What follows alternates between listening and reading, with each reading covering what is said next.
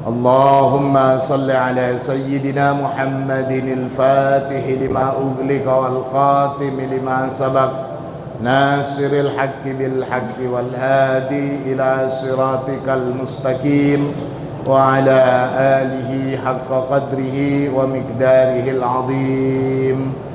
رب اشرح لي صدري ويسر لي أمري واحلل عقدة من لساني يفقه قولي. أما بعد، رضي الله عن شيخنا ووسيلتنا إلى ربنا سيد الشيخ أبي العباس أحمد بن محمد التجاني، وعن مصنف هذا الكتاب سماحة الإمام الشيخ صلاح الدين التجاني الحسني، وعن مؤسس المعهد Yai Maftuh wa Bu Yai Marfu'ah, wa radhiyallahu bihim anna. Amin. Anak-anakku sekalian, segenap santri Al-Munawwariyah rahimakumullah.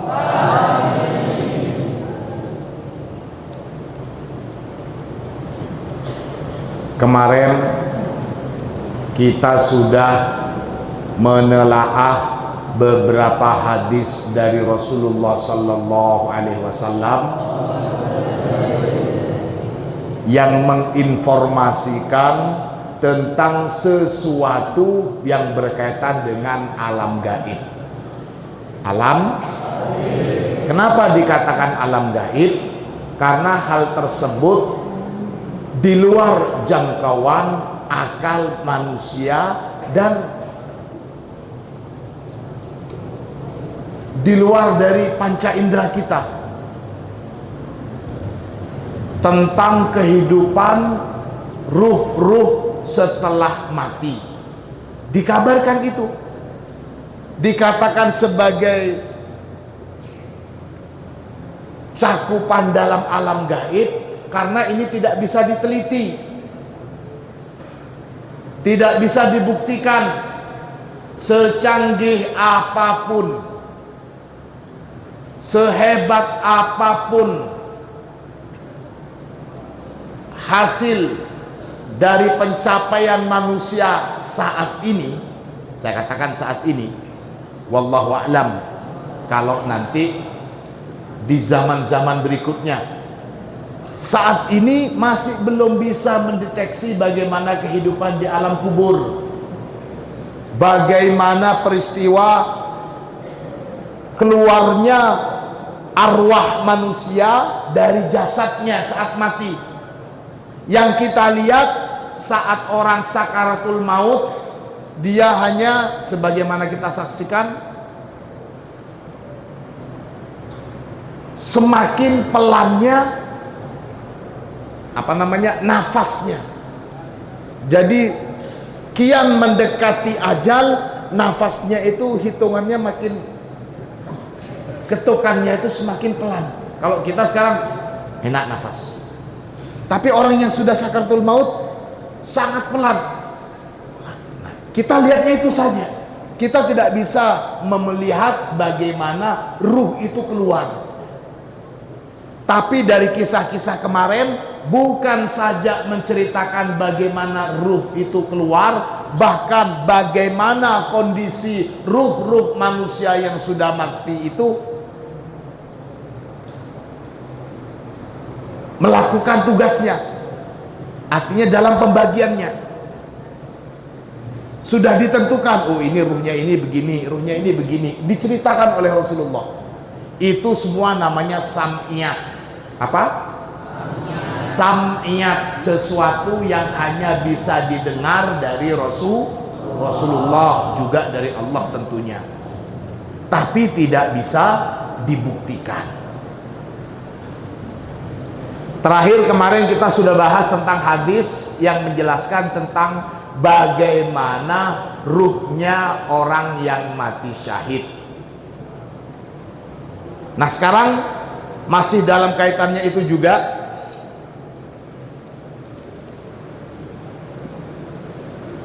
bahwasanya seorang mukmin yang termasuk mukmin khos menjadi ahlullah dia itu bisa melihat apa yang dilakukan oleh sanak familinya yang masih hidup. Pekerjaan kita diperlihatkan oleh Allah kepada mereka. Maka ketika senang, ketika baik, mereka senang. Tapi kalau pekerjaan kita yang jelek, dosa-dosa kita yang diperlihatkan, mereka bersedih, lalu berdoa, ya Allah, ya Allah, janganlah engkau matikan mereka sebelum engkau memberi hidayah kepada mereka sebagaimana yang telah engkau berikan hidayah kepada kami. Allahumma sholli ala Muhammad. Untuk kisah-kisah seperti ini hanya bisa dipercaya dan diimani oleh orang-orang yang beriman, bukan sekedar oleh umat Islam secara umum, bukan mereka yang sedikit-sedikit mengandalkan akal, menggunakan rasionya, oh ini tidak masuk akal, tidak diterima, tapi betul-betul menggunakan keyakinannya, keimanannya, oh ini yang bersabda Rasulullah pasti benarnya. Nah, kalian para santri adalah manusia-manusia yang memang dicetak untuk bisa mengimani hal-hal yang seperti ini. Kalau kalian sebagai santri saja masih menganggap remeh atau tidak mempedulikan, bahkan naudzubillah, itu cuman dongeng, gak mungkin. Kalau kisah seperti ini kalian nafikan, gak penting, maka apalagi yang bukan santri. Untuk itu sekali lagi, sebelum kita bahas hadis-hadis lainnya yang lebih cerita dari pengalaman orang-orang yang berinteraksi dengan arwah-arwah yang sudah mati, maka ingin saya tekankan untuk diri saya dan semua yang hadir di sini, mari kita tebalkan keimanan kita dan kita yakini kebenaran kisah-kisah ini. Amin Allahumma amin. Kita telaah hadis selanjutnya. Ani benati Sabit bin Qais bin Syamasi, dari putrinya Sabit bin Qais bin Syamasi, annaha, bahwasanya bin qalat, berkata siapa ibnatu Sabit, dia berkisah begini, ro'a rojulun, ro'a telah melihat, ini maksudnya dalam mimpi ya, ro'a telah melihat siapa seorang pria, minal muslimina, dari kalangan umat Islam. Melihat siapa? Sabit bin Qais. Melihat Sabit bin Qais. Jadi yang bercerita ini adalah putrinya Bapak Sabit. Yang bercerita siapa? Putrinya Bapak Sabit. Ada orang yang pernah melihat bapak saya, gitu. Fi manamihi, di dalam mimpinya. Jadi ada orang yang melihat bapak saya dalam mimpi. Apa katanya? Sabit bin Qais, di dalam mimpinya seorang muslim itu, dia bilang begini, faqala, maka berkata siapa Sabit bin Qais, ini sesungguhnya aku. Ini cerita dalam mimpi ya. Sabit bin Qaisnya sudah mati. Sabit bin Qais sudah mati. Ini sesungguhnya aku, lamma kutiltu bil amsi, ketika kutiltu telah dibunuh siapa aku, bil amsi kemarin itu, marro bi rojulun, marro melewati, bi padaku, rojulun siapa seorang pria, minal muslimina, dari kalangan umat Islam. Ketika Sabit bin Qais dia terbunuh di jalan Allah, jadi terbunuh fisabilillah. Saat terbunuh ada orang yang lewat, fantaza'a minni dir'an nafisatan, fantaza'a maka melepas siapa rojul itu, minni dariku, melepas apa? Dir'an nafisatan, melepas pada baju perangku yang sangat bagus. Jadi berperang menggunakan baju perang, terbunuh. Setelah tahu Sabit bin Qais mati, baju perangnya itu karena mahal harganya dibuka, diambil. Wa manziluhu aqsal askari, dan rumahnya orang yang ngambil baju saya itu aqsal askari, di pojok tenda-tenda tentara, tenda-tenda pasukan perang. Wa inda manzilihi, dan di samping rumahnya itu farosun, ada kuda, yasiru fi tawalahu, yasiru fi tawalahu,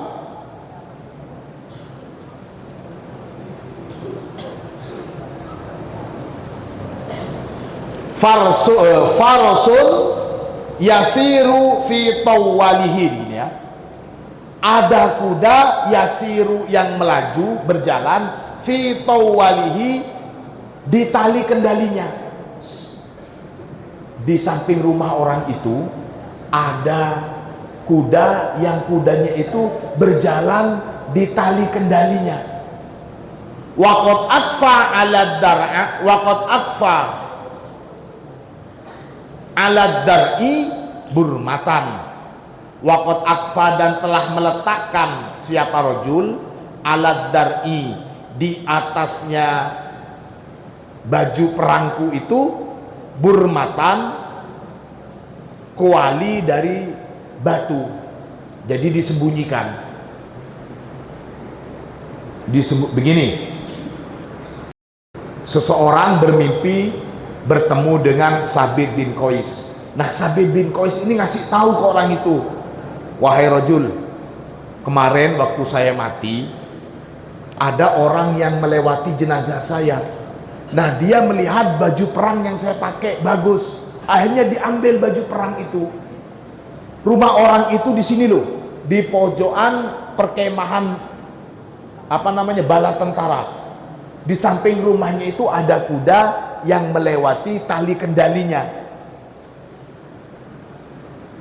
Baju perang saya itu ditaruh di baju perang saya itu ada di bawahnya kuali yang terbuat dari batu, disembunyikan sengaja itu. Waja'ala fauqal burmah rohlan, dan si rojul itu meletakkan di atas kuali itu rohlan, karung. Lihat, ini baju perang, kemudian ditaruh di atasnya itu batu kuali. Setelah itu ditutup dengan karung, sengaja disembunyikan.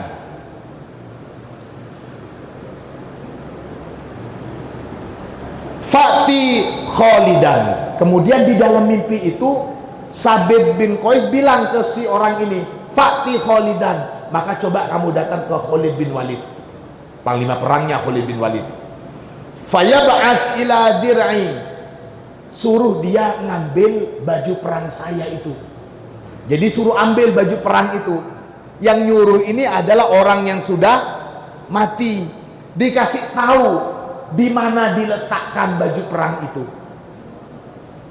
Yang ngasih tahu kepada seorang yang masih hidup, begitu. Falyakhudha, maka tolong ambilkan baju perang itu. Faida qadimta ala khalifati Rasulillah sallallahu alaihi wasallam. Faida qadimta, maka ketika qadimta datang siapa kamu, ala khalifati Rasulillah, menemui khalifah Rasulullah. Pada waktu itu khalifahnya adalah Abu Bakar. Kalau kamu nanti sempat ketemu dengan khalifah Rasulullah yakni Abu Bakar, fa'alimhu, kasih tahu khalifah Abu Bakar itu, anna alayya minad daini kada, kasih tahu ke khalifah Abu Bakar, anna alayya, bahwasanya saya ini punya minad dain, saya punya hutang. Anna alayya minad dain, saya punya hutang kada sekian. Jadi yang mati ngasih tahu, tolong sampaikan ke khalifah, saya punya hutang sekian. Wali minal mal kada, wali dan bagi saya, atau saya punya minal mali dari harta kada sekian. Saya punya hutang sekian, dan saya juga punya harta sekian. Baju perangnya itu juga suruh ambilkan dan tolong suruh jualin, supaya bisa menambah keuangannya untuk bisa bayar hutang. Wa fulanun min rokiki atikun, wa fulanun, dan adapun seseorang, min rokiki, dari hambaku, atikun, merdeka. Jadi sudah saya merdekakan, yang namanya ini sudah saya merdekakan, dia merdeka gitu. Nah, setelah ngasih tahu begitu, masih dalam mimpi, wa iyyaka antakula hada hulumun fatudiahu, wa iyyaka, dan janganlah kamu, antakula, pada akan menganggap, hada hulumun, ini cuman sekedar mimpi, fatudiahu, kemudian kamu mengabaikannya. Ingat lo ya, apa yang saya kasih tahu ini jangan anggap cuman mimpi jangan anggap cuman mimpi belaka sehingga kamu melalaikannya, cuman mimpi. Paham maksudnya? Tadi apa yang dikasih tahu? Baju perang. Kemudian kalau ketemu sama khalifah, kasih tahu kalau saya punya utang dan saya punya harta sekian. Gitu maksudnya. Orang yang sudah mati ini, Sabit bin Qais ini, ngasih tahu juga, awas lo ya, jangan anggap ini cuma mimpi saja kemudian kamu melalaikan. Paham maksudnya ya? Fa'ata Khalidan, fa'ata, kemudian datang siapa rojul yang bermimpi itu, Khalidan, ke Khalid bin Walid. Karena tadi disuruh datang ke Khalid bin Walid, dia datang ke Khalid bin Walid. Faba'asa ila dir'i, dia datang ke Khalid bin Walid. Kenapa? Karena Khalid bin Walid sebagai panglima perang yang membawahi semua pasukan perangnya. Lantas dia mencari sama Khalid bin Walid baju perang yang katanya ditaruh di bawahnya kuali terbuat dari batu dan ditutup dengan karung. Tempatnya di pojok rumah itu. Nah, dicari sama Khalid bin Walid. Fawajadaha, maka mendapatkan siapa Khalid bin Walid pada baju perang itu, kama dzakara, sebagaimana yang menyebutkan siapa Sabit bin Qais. Wa qadima ala Abi Bakrin, wa qadima, dan mendatangi siapa orang yang mimpi tadi, ala Abi Bakrin, ke Khalifah Abu Bakar As-Siddiq radhiyallahu an. Fa akhbaro, kemudian mengabarkan siapa rojul tadi, kepada Abu Bakar. Jadi dia bilang, wahai sahabat Abu Bakar, wahai khalifah, saya semalam mimpi ketemu dengan Sabit bin Qais. Dia bercerita begini, dan dia bilang katanya punya hutang. Setelah mendapat kabar itu, fa'angfada Abu Bakar wasiyatahu, fa'angfada, maka melaksanakan Abu Bakar, siapa Khalifah Abu Bakar, wasiyatahu, pada wasiat Sabit bin Qais. Putrinya ini, Ibnatu Sabit, pasti tahu karena dia termasuk ahli waris juga.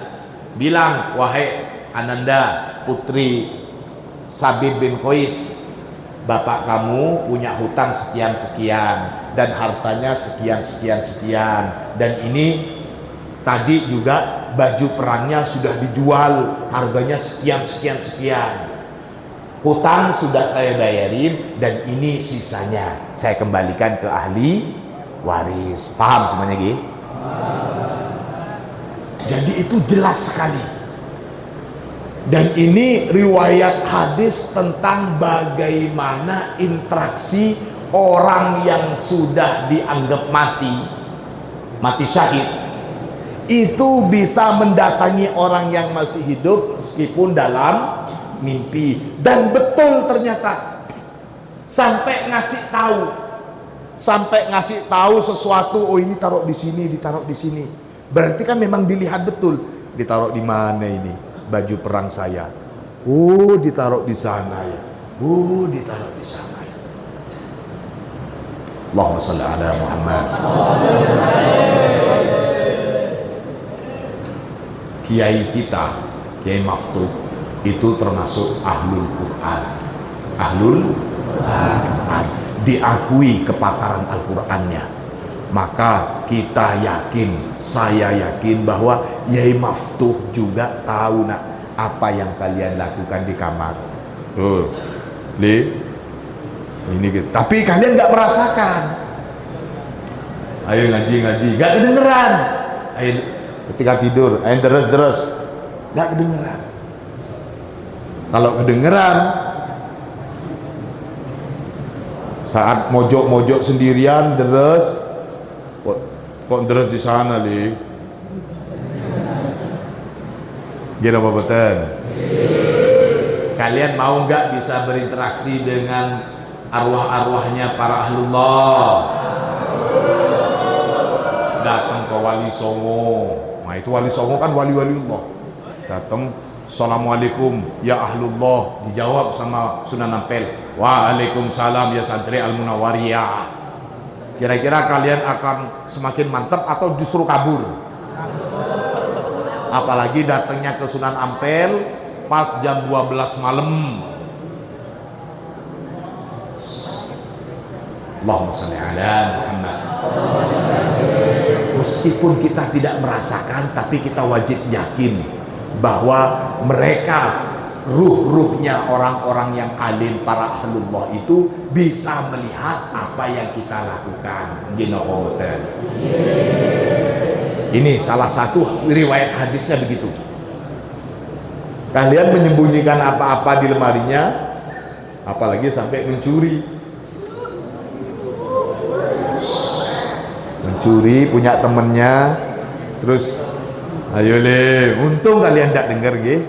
Kalau sampai denger, ayo mau ngambil apa? Nah, Allahumma sholli ala Muhammad. Wala yu'lamu anna ahadan, wala yu'lamu, dan tidak diketahui, anna ahadan, bahwa seseorang jazat wasiyatuhu ba'da mautihi, jazat yang mengabarkan atau mengasih tahu, wasiyatuhu, jazat wasiyatuhu, menghasilkan. Apa yang maksudnya jazat wasiyatuhu itu?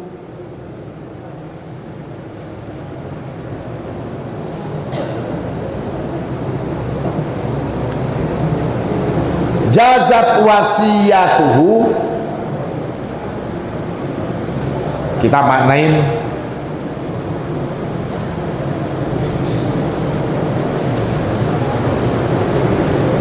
terlaksana. Wasiatuhu, apa wasiatnya Ahad, ba'da mautihi, setelah kematiannya Ahad, illa Sabit bin Qais. Ini wala yu'lamu anna ahadan jazat wasiyatuhu ba'da mautihi illa Sabit bin Qais. Maksudnya begini nak, dan tidak diketahui lagi riwayat yang menjelaskan bahwa wasiat orang yang sudah mati itu terlaksana karena pemberitahuan si mayit setelah kematiannya, kecuali Sabit bin Qais. Setelah kematiannya itu kecuali Sabit bin Qais. Allahumma shalli ala Muhammad.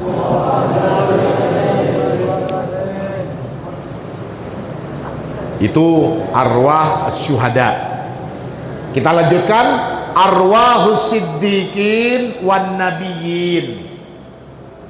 Arwah-arwahnya orang-orang as-siddiq dan arwah-arwahnya para nabi. Wa yakunu laha, wa yakunu dan ada laha bagi arwahus siddiqin wan nabiyyin laha an-naf'u at-tam, yakni kemanfaatan yang sempurna. Kalau yang syahid saja bisa ngasih tahu, oh ini barangnya ada di sini, ada di sini, ada di sini.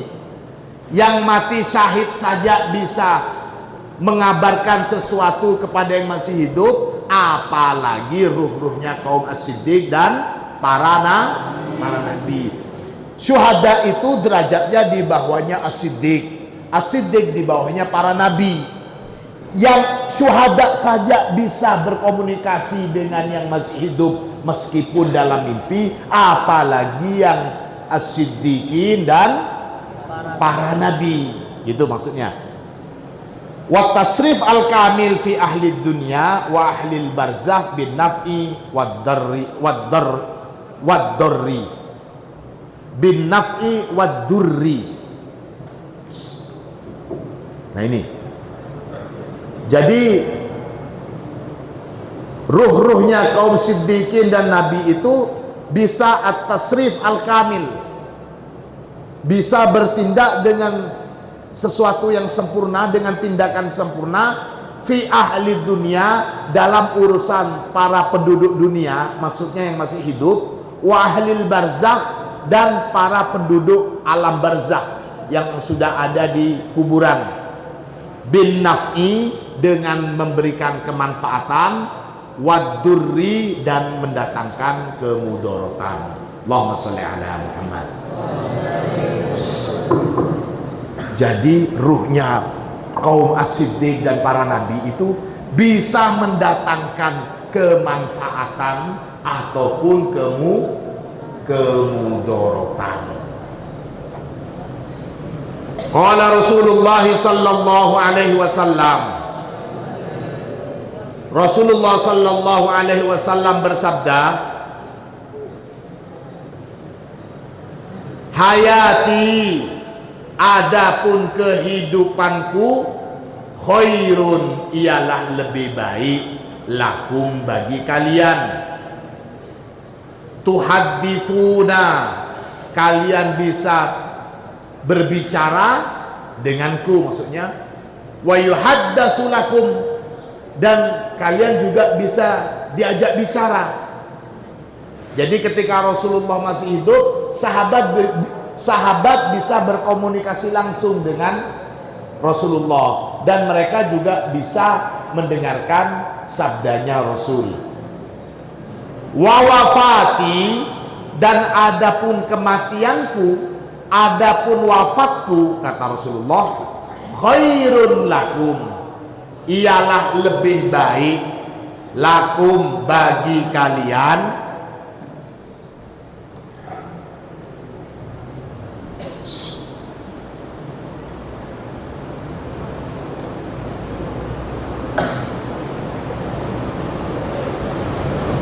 wa wafati, dan adapun wafatku, kematianku, kata Rasulullah, khairun, ialah lebih baik, lakum, bagi kalian, tu'radu alayya, tu'radu, diperlihatkan, alayya, kepadaku, kata Rasulullah, a'malukum, apa amalan-amalan kalian,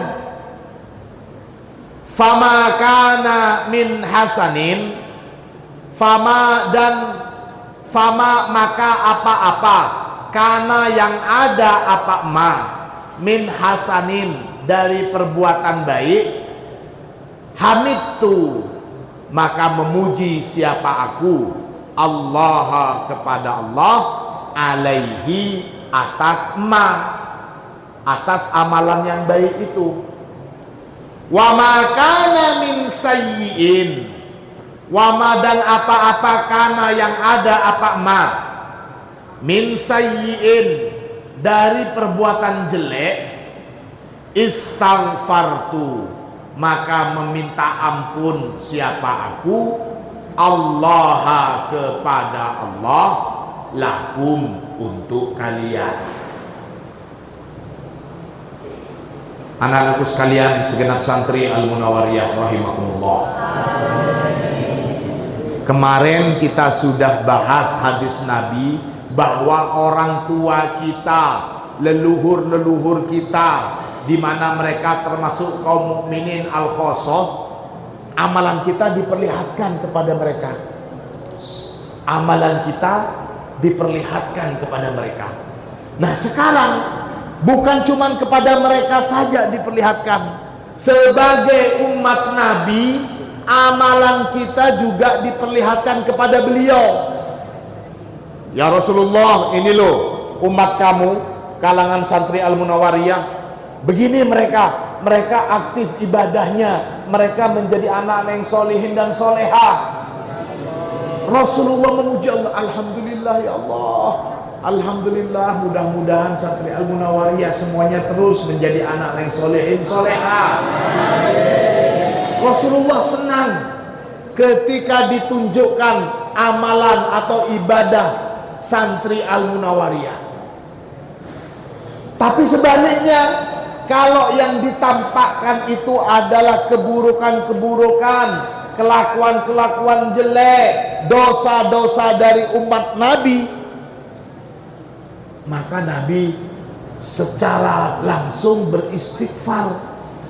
Rasulullah beristighfar untuk kita. Rasulullah memintakan ampunan untuk kita. Wahai santri Al-Munawariyah, wahai umat Rasulullah sallallahu alaihi wasallam. Kalau mbah-mbah kita lihat kita ini berlaku jelek, mereka berdoa, Allahumma la tumithum hatta tahdiyahum kama hadaitana. Ya Allah, janganlah engkau matikan mereka sampai engkau memberi hidayah kepada mereka sebagaimana engkau telah memberi hidayah kepada kami. Itu doa mereka. Tapi ketika Rasulullah dikasih tahu, langsung Rasulullah beristighfar. Astagfirullah ya Allah, ampunilah dosa-dosanya santri Al-Munawariyah. Selama ini mereka kalau disuruh ngaji kabur, mereka tidak tahu kalau itu nyakitin hati gurunya. Ketika disuruh sekolah mereka kabur, mereka tidak tahu atau lupa kalau itu ngerepotin guru-guru di kelas. Ampunin mereka ya Allah. Allahumma sholli ala Muhammad.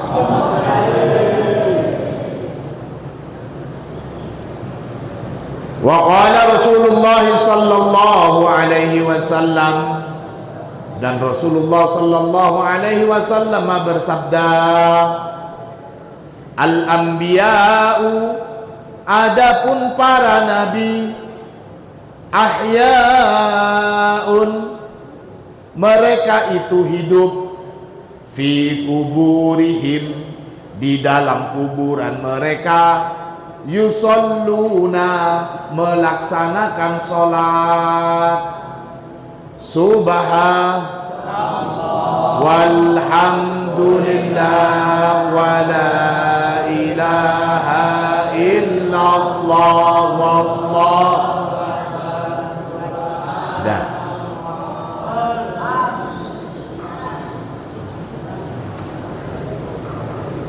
Para nabi, kata Rasulullah, para nabi mereka itu jangan dianggap mati.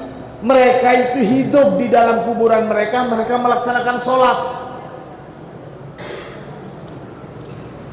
Nabi Isa, Nabi Sulaiman, Nabi Muhammad apalagi, dan semua nabi-nabi itu masih hidup. Mereka sholat di dalam kuburan mereka. Wa qala Rasulullah sallallahu alaihi wasallam, dan Rasulullah bersabda, ma min ahadin, tidaklah dari seorang pun, yusallimu, yang mengucapkan salam, siapa ahad, alayya kepadaku, illa kecuali radda mengembalikan, Allahu siapa Allah, alayya padaku. Apanya yang dikembalikan? Ruhi, pada ruhku. Hatta sehingga arudda menjawab siapa aku, alaihi pada si ahad. Menjawab apa? Assalama pada salam. Rasulullah tegaskan, tidaklah satu orang pun yang mengucapkan salam kepadaku, kata Rasulullah, kecuali Allah mengembalikan ruhku ke dalam jasadku supaya aku menjawab salam orang itu.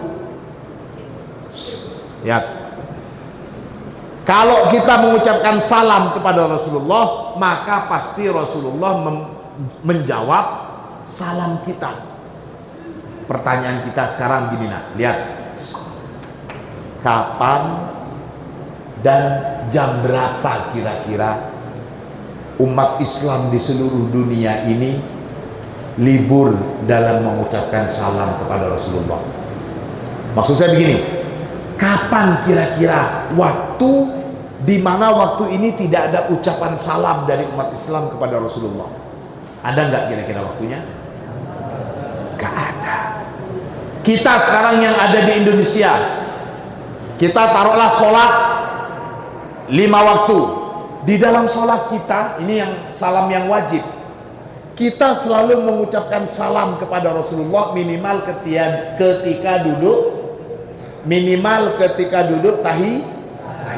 At-tahiyyatul mubarakatus salawatut tayyibatu lillah. Assalamu alaika ayyuhan nabiyyu wa rahmatullahi wa barakatuh. Assalamu alaika. Jadi setiap kali kita sholat, kita mengucapkan salam kepada Rasulullah. Belum lagi ketika dalam sholawat, Allahumma sholli wa sallim ala sayyidina Muhammad. Nah, itu juga sholawat dan salam, mengucapkan salam kita. Ketika kita mengucapkan salam kepada Rasulullah, maka Rasulullah menjawab salam kita. Apalagi langsung assalamu alaika. Ka itu berarti kamu yang ada di depan. Saat kita sholat, kita wajib bisa membayangkan bahwa kita mengucapkan salam kepada Rasulullah yang ada di depan kita. Assalamu alaika ayyuhan nabi. Salam kepada engkau wahai nabi, warahmatullahi wabarakatuh. Rasulullah menjawab salam kita. Waalaikumsalam wahai santri Al-Munawariyah. Waalaikumsalam wahai Mas'ud. Waalaikumsalam wahai Zidan. Waalaikumsalam wahai semuanya. Rasulullah menjawab semuanya. Tapi kan banyak yang salam. Gimana cara jawab? Itu sudah kekuasaan Allah. Bisa nggak bobotan? Sekarang kita di sini sudah sholat isya. Di tempat lain belum isya. Di tempat lainnya juga belum maghrib. Di Mekah selisih kita dengan Mekah itu 4 jam. Sekarang kalau umpamanya jam 8:30, maka di Mekah itu masih jam 5:30. Masih belum maghrib. Kita di Indonesia umat Islam sudah istirahat, tidur. Di daerah lain masih sholat, di daerah lain masih sholawat. Jadi sepanjang waktu orang yang mengucapkan salam kepada Rasulullah itu selalu ada. Dan sepanjang waktu juga berarti Rasulullah selalu hidup untuk menjawab minimal itu, nak. Gak pernah ada matinya Rasulullah. Assalamualaikum ya Rasulullah. Rasulullah menjawab salam kita. Sama-sama. Assalamu alayka ya Nabi Allah. Assalamu alayka ya Rasulullah. Assalamu alayka ya Habiballah.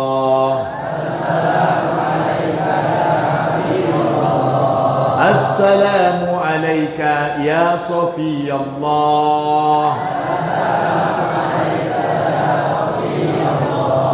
Assalamu alayna wa ala ibadillahi salihin. Assalamu alayna wa ala ibadillahi salihin. Allahumma salli ala Muhammadin al-Fatih lima ughliqa wal khatim lima sabaqa nasiril haqqi bil haqqi wal hadi ila siratikal mustaqim wa ala alihi haqqa qadrihi wa miqdarihil azim. Santri Al-Munawwariyah rahimakumullah. Ini kita bertambah ilmu lagi. Setiap kali duduk tahiyatul akhir, kita mengucapkan salam kepada Rasulullah dan kita berusaha untuk meyakini Rasulullah ada di hadapan. Gimana boboten? Kalian kalau ada di hadapan kiai, ada di hadapan ustadz, bisa duduk anteng, bisa tenang. Apalagi kalau bisa meyakini bahwa di depan kalian saat sholat itu adalah Rasul. Semoga ilmu ini bermanfaat bagi kita. Ya, betapa banyak orang yang sudah mendapatkan ilmu, tapi ilmunya itu tidak masuk ke dalam hati. Apalagi yang model ilmu-ilmu gaib seperti ini. Gina boboten. Ya. Maka kita berharap mudah-mudahan Allah membuka pintu hati kita agar kita bisa semakin merasakan kehadiran Rasul. Kalau kita bisa merasakan kehadiran Rasulullah, saya yakin kalian akan mudah sekali menjadi anak-anak yang solehin dan Tapi kalau ilmu-ilmu seperti ini saja kalian menganggap itu sesuatu yang tidak bermanfaat, naudzubillah, summa naudzubillah min.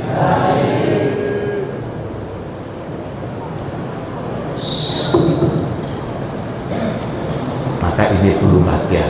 Sekali lagi butuh latihan. Butuh latihan untuk merasakan hal-hal seperti ini. Kalau umpamanya kalian sulit sekali untuk terbuka, untuk bisa merasakan kehadiran Rasulullah, maka jangan ditanyakan benar atau tidaknya hadis ini, tapi kembali kepada diri kita. Ternyata hati kita ini masih sangat gelap sekali. Berita dari Rasulullah masih belum bisa menyentuh hati kita. Na'udzubillah, summa na'udzubillah. Mudah-mudahan sekali lagi Allah menganugerahi kita semakin bisa merasakan kehadiran Rasul. Wa akbaru naf'in, dan paling besarnya kemanfaatan, intafa'at, yang bisa mengambil manfaat, pada naf'in, ummatu Rasulillahi sallallahu alaihi wasallam. Siapa umat Rasulullah sallallahu alaihi wasallam? Innama sesungguhnya ma barang, kana ada apa ma, bi barokati ruhi Sayyidina Musa alaihissalam, yakni dengan sebab keberkahan ruhnya Nabi Musa alaihissalam. Lihat, paling besarnya manfaat yang bisa dirasakan oleh umatnya Rasulullah atas apa yang disampaikan atau atas interaksi yang sudah mati dengan yang masih hidup adalah keberkahan ruhnya Nabi Ibrahim, ruhnya Nabi Musa. Apa itu? Lihat. Sini dikatakan falaulahu, maka jika tanpa falaulahu, jika tanpa manfaat tersebut, lakanatis sholatu, maka ada as-sholatu, apa kewajiban sholat bagi umat Muhammad, khomsina, ialah 50 rakaat. Gini anak-anakku, lihat. Pertama kali perintah sholat yang diberikan oleh Allah untuk Rasulullah saat Isra, saat Mi'raj itu, lihat, saat Mi'raj, ketika Rasulullah bertemu dengan Allah, Allah memerintahkan sholat berapa kali? 50 kali. Rasulullah sudah nggak mau nolak, Rasulullah sudah turun. Ketika sudah turun dari Sidratil Muntaha, ketemu dengan Nabi Musa. Nabi Musa tanya, padahal waktu itu Nabi Musa di zamannya Rasulullah, Nabi Musa sudah mati. Dalam hitungan alam dunia, Nabi Musa itu sudah mati. Saat bertemu dengan Nabi Musa, Rasulullah ditanya, Allah memerintahkan apa untuk umat kamu wahai Muhammad? Allah menyuruh umat saya sholat 50 kali.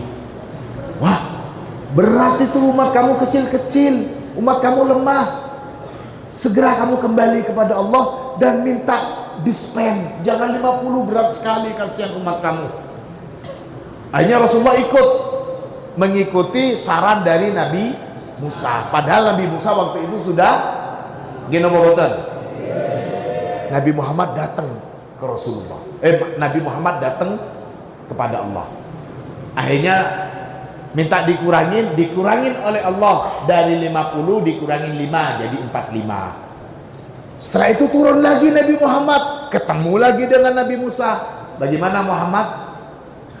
Bisa dikurangin oleh Allah. Alhamdulillah sudah dapat dispensasi. Jadi berapa? Sekarang sudah dikurangin 5, alhamdulillah. Cuma 40, jadi sekarang 45. Waduh, itu masih berat. Umat kamu itu kecil-kecil, gak mungkin kuat umat kamu sholat 45 kali sehari semalam. Terus gimana dong? Ya datang lagi ke Allah. Datang lagi Nabi Muhammad ke Allah, dikurangin lagi 5, terus seperti itu sampai terakhir tinggal 5 waktu. Nah setelah 5 waktu, Nabi Musa masih tanya lagi, gimana Muhammad? Alhamdulillah sudah dikurangin, sekarang tinggal 5 waktu. Sudah, minta kurangin lagi, nggak usah sholat-sholatan, kasihan umat kamu. Nabi Muhammad langsung bilang, enggak wahai Nabi Musa, saya malu sama Allah, masa cuma sholat 5 waktu saja minta dikurangin, minta ditiadakan. Saya yakin umat saya pasti mampu melaksanakan sholat 5 waktu. Amin, Allahumma amin. Nah, kalau begini maksud saya, pertemuan antara Rasulullah dengan Nabi Musa yang sudah mati, kemudian memberikan keuntungan sholat yang sebelumnya 50 kali menjadi 5 kali. Apakah ada orang yang masih menganggap tidak mungkin bisa berkomunikasi dengan orang yang sudah mati? Kalau ada yang menganggap nggak mungkin orang yang hidup itu bisa berkomunikasi dengan yang sudah mati, tinggal bilang begini kalian, kalau kamu tidak percaya dengan komunikasi, kalau kamu tidak percaya bahwa orang yang mati itu bisa berkomunikasi dengan yang masih hidup, maka kamu jangan sholat 5 kali sehari semalam, tapi sholatnya 50 kali. Kenapa? Karena Allah perintahkan pertama kali sholat 50 kali. Itu karena hasil negosiasi, hasil nego antara Rasulullah dengan Nabi Musa yang sudah mati waktu itu, jadi tinggal 5. Kalau kamu nggak percaya dengan komunikasi antara yang masih hidup dengan yang sudah mati, maka seharusnya jangan percaya juga sholat cuma 5 waktu. Maka ini dikatakan wa akbaru naf'in intafa'athu ummatu Rasulillah innama kana bi barakati ruhi sayyidina Musa alaihi salam. Falaulahu lakanatis sholatu khamsina marratan. Alhamdulillah.